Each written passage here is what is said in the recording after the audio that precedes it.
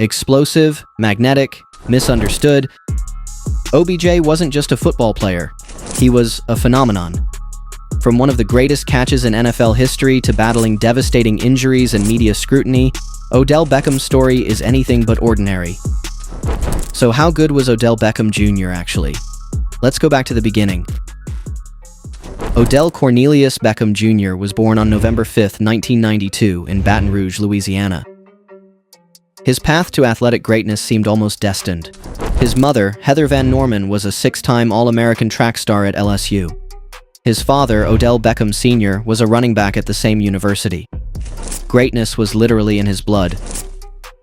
From a young age, Odell stood out. He played multiple sports: football, basketball, soccer, and of course, track.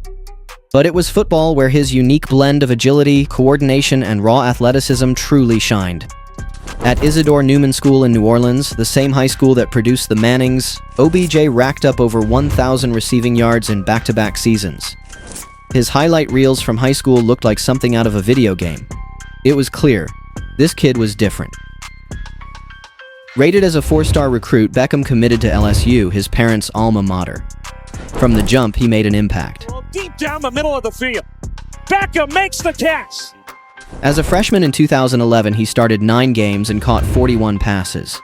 He wasn't just a receiver, he returned punts, played special teams, and even threw a 52-yard touchdown pass. By his junior year, Odell was one of the most exciting players in college football. He teamed up with Jarvis Landry to form one of the most dynamic receiving duos in the country. That year, he won the Paul Hornung Award for the most versatile player in the nation. His college career ended with 2,340 receiving yards, 12 touchdowns, and a lasting impression that he was NFL ready. In the 2014 NFL Draft, the New York Giants selected Beckham with the 12th overall pick. But his professional career didn't start smoothly. A lingering hamstring injury sidelined him for the first 4 games of his rookie season. Some began to wonder if he'd even live up to the hype. Then came Week 5. From the moment OBJ stepped onto the field, he was electric.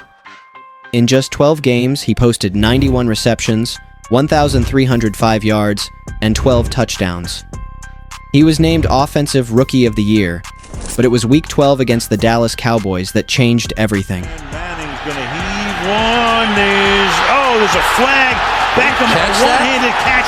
How in the world? A deep ball floated toward the end zone. Beckham, fully extended, twisted backward in midair, and with just 3 fingers, made the most iconic catch in NFL history. It wasn't just a great catch, it was the catch. A moment that transcended football and entered pop culture. That single play turned Beckham into a household name. Instagram exploded. Celebrities took notice. Kids wore his jersey on playgrounds around the country. Odell Beckham Jr. had officially arrived, but it wasn't just hype. His performance over his first 3 years in the NFL was historic. In 2015, he posted 1,450 receiving yards and 13 touchdowns. In 2016, 1,367 yards and 10 scores. He became the fastest player in NFL history to reach both 100 career receptions and 4,000 receiving yards. And he did it all while drawing double and triple coverage every week. He was unstoppable. A blur off the line of scrimmage, razor sharp in and out of breaks. His one-handed catches became routine. His yards after catch ability was elite. He wasn't just a star, he was a superstar. But fame came at a cost. OBJ was a lightning rod for media attention. His on-field passion was often misinterpreted as immaturity. He had emotional outbursts, like punching the kicking net on the sideline, only for it to fall back and hit him in the face. Memes exploded. Sports media questioned his leadership, his temperament.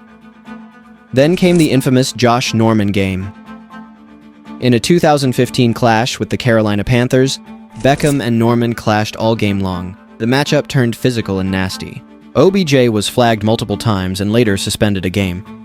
It was a turning point. The league and fans started to ask, was Odell more trouble than he was worth? Yet, he kept producing.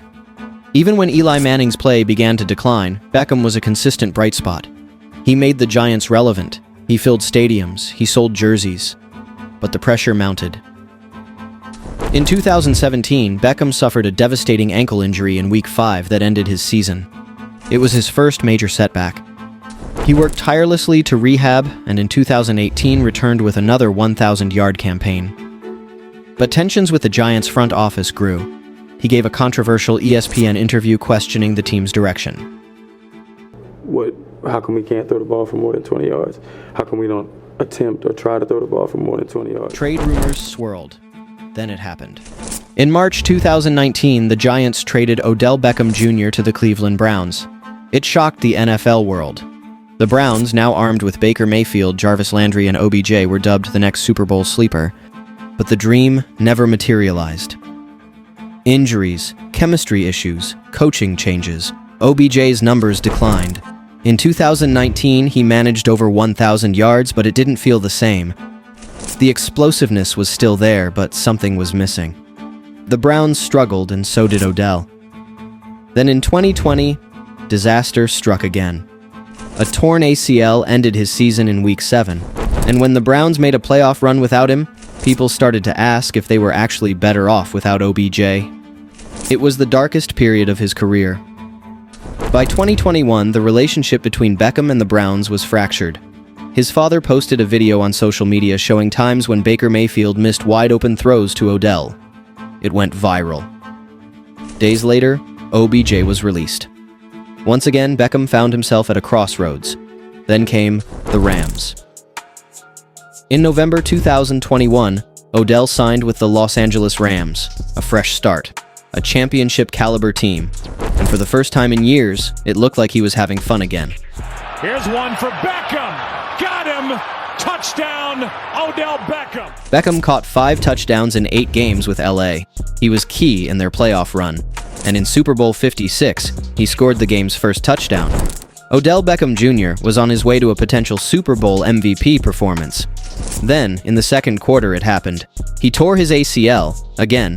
OBJ left the game in tears. The Rams won. Beckham earned his first Super Bowl ring, but not the way he wanted. He spent the entire 2022 season rehabbing. No team signed him. Some said he was finished, but in 2023 he returned, this time with the Baltimore Ravens.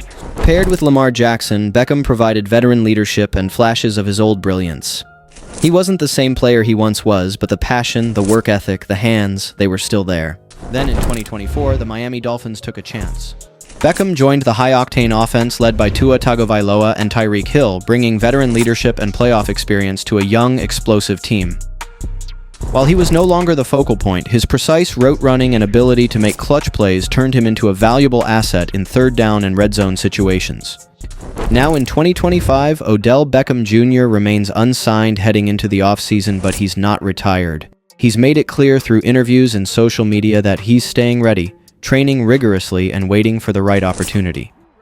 Whether he returns for another season or not, OBJ's influence on the modern wide receiver, from swagger to skill, is undeniable. He redefined what it meant to be a wide receiver in the social media era, and regardless of where he lands next, his legacy is secure. So how good was Odell Beckham Jr. actually? In his prime, there were few receivers more dangerous. He changed the way people looked at wideouts. He inspired a generation.